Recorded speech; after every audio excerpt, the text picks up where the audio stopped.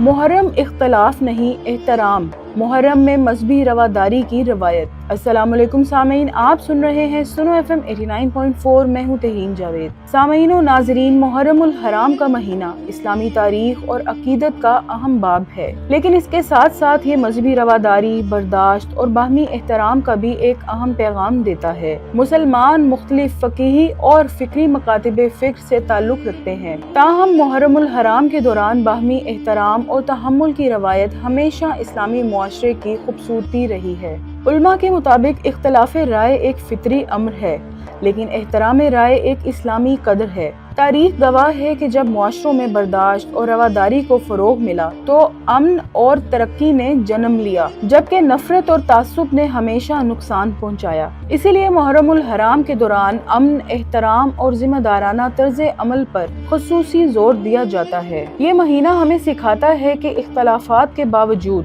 ایک دوسرے کے عقائد اور جذبات کا احترام کیا جائے اور ایسی فضا قائم کی جائے جس میں اتحاد امت اور قومی یکجہتی مضبوط ہو۔ یہی رویہ ایک پرامن اور مہذب معاشرے کی بنیاد بنتا ہے۔